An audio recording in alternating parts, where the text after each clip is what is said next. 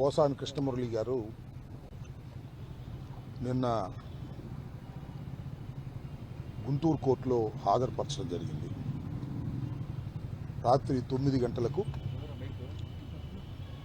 Magistrate గారి ఇంటి వద్ద సిఐడి వారు హాజరుపరిచారు. ఇది ఎప్పుడుదో పాత కేసు. ఆల్మోస్ట్ ఆల్ పోసాని కృష్ణమురళి గారి మీద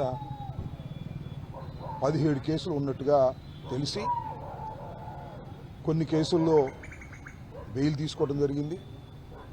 కొన్ని కేసుల్లో నోటీస్ ఇచ్చి సరిపెట్టుకోవాల్సిందిగా కోర్టు వారు ఆదేశించడం జరిగింది.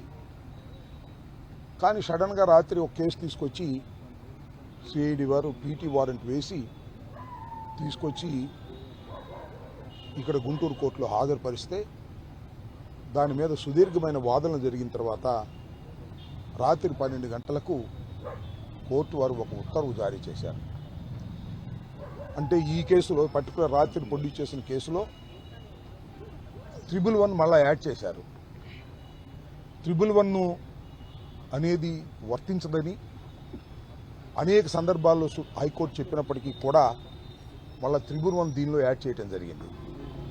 దాన్ని కోర్టు వారికి మా న్యాయవాదులు సుదీర్ఘంగా ఆర్గ్యుమెంట్ చెప్పిన తర్వాత 111 తొలగించి రిమాండ్ ఇచ్చారు. ఇవాళ మళ్ళీ బెయిల్ పిటిషన్ వేసి బెయిల్ కోసం ప్రయత్నం చేస్తూ ఉన్నాం. బహుశా వీఆర్ ఆల్ ఎక్స్పెక్టింగ్ రేపు ఎల్లుండిలో బెయిల్ వస్తుంది అని. మళ్ళా ఇంకో కేసు ఎక్కడో బాపట్లలో ఉందని మళ్ళీ బాపట్లలో పీటీ వారెంట్ వేసేటటువంటి పరిస్థితి వేశారని వేస్తున్నారని తెలుస్తున్నది. నిజంగా 111 అంటే ఆర్గనైజ్డ్ క్రైమ్ అని అర్థం. అంత ఆర్గనైజ్ చేసుకుని క్రైమ్ చేశారు. ఇది అంత తేలిగ్గా బెయిల్ ఇవ్వడానికి వీలు లేదని దాని అర్థం. నిజానికి పోసాని కృష్ణమురళి గారు కానీ YSR Congress party social media కానీ ఎక్కడ ఆర్గనైజ్డ్గా క్రైమ్ చేసినటువంటి సందర్భాలు లేకపోయినా ఆ సెక్షన్ వేస్తే బెయిల్ రాదని 111 సెక్షన్ వేస్తూ వచ్చారు. అసలు ఆర్గనైజ్డ్గా చేస్తుంది ఎవరంటే ఆంధ్ర పోలీసు వారు.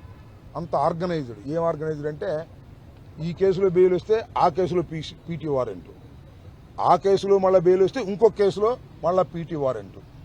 Kurnool to Guntur, Guntur to Kurnool, Kurnool to Vijayawada, Vijayawada to Kurnool, మళ్ళా గుంటూరు. ఈ విధంగా 67 సంవత్సరాల వయసు కలిగినటువంటి పోసాని కృష్ణమురళి గారిని అక్కడికి ఇక్కడికి ఇక్కడికి అక్కడికి తిప్పి వేధించాలి అనేటువంటి కార్యక్రమాన్ని ఇవాళ పనిగట్టుకొని లోకేష్ గారి నాయకత్వంలో ఇదంతా జరుగుతున్నది అనేది మీ ద్వారా రాష్ట్ర ప్రజానీకానికి చెప్పదలుచుకున్నాం. పోసాని కృష్ణమురళి గారు తప్పు చేశారా రైట్ చేశారా అనేది, ఆయన బూతులు తిట్టింది కరెక్టా కాదా అనేది చాలా సుదీర్ఘమైన వాదనల తర్వాత కోర్టు వారు నిర్ణయించి వారికి శిక్ష వేయటమా కొట్టేయటమా జరుగుతుంది. నేను ఇవాళ మనవి చేస్తున్నా, ఏమైతే కేసులు పెట్టారో ఒక్క కేసు కూడా నిరూపణ కాదు, సాక్ష్యాధారాలు లేవు. కేవలం కక్షతోనే ఈ కార్యక్రమాలు చేస్తున్నారు. ప్రెస్ మీట్లో మాట్లాడినందుకు ఇవాళ నేను మాట్లాడాను, నా మీద కూడా కేసు పెడతారా నాకు అర్థం కాలే. కేసు పెట్టేసి లోపలేసేసి భయపెట్టాలనేటువంటి ప్రయత్నం ఈ తెలుగుదేశం ప్రభుత్వం లోకేష్ నాయకత్వంలో అదేదో ఎర్రబుక్కు రాజ్యాంగం అనే పద్ధతుల్లో చేస్తున్నారు. దీన్ని వైఎస్ఆర్ కాంగ్రెస్ పార్టీ తీవ్రంగా ఖండిస్తుంది. ఇప్పటికే మీరు చూశారు ప్రజా వ్యతిరేకత ఎంతగా పెరుగుతుందో.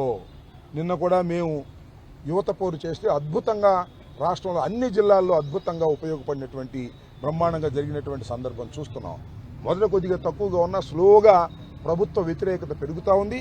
ప్రభుత్వం నాయకుల్ని హెరాస్ చేసేటటువంటి కార్యక్రమం చేస్తుంది తప్ప ఏదైతే ప్రభుత్వం ఇచ్చిందో వాగ్దానాలు చాలా ఎక్కువ వాగ్దానాలు ఇచ్చారు, చాలా ఎక్స్పెక్టేషన్ చాలా ఇచ్చారు.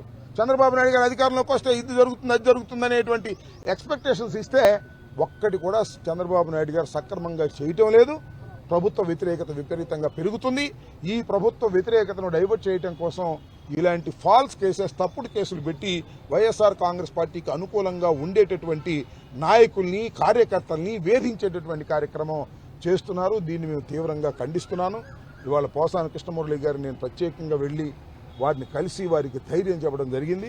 అయ్యా ఎక్కువ కాలం మీరు ఉండరు, ఇంకా బయటకు వచ్చేస్తారు అని చెబితే ఆయన బాధపడుతున్నాడు. అన్నా నన్ను బతకనిస్తారా, నన్ను చంపేస్తారేమోనన్నా, కక్ష కట్టారు ఈ ప్రభుత్వం, మా పిల్లలకి ఏమైనా జరుగుద్దా అని భయపడిపోతున్నారు.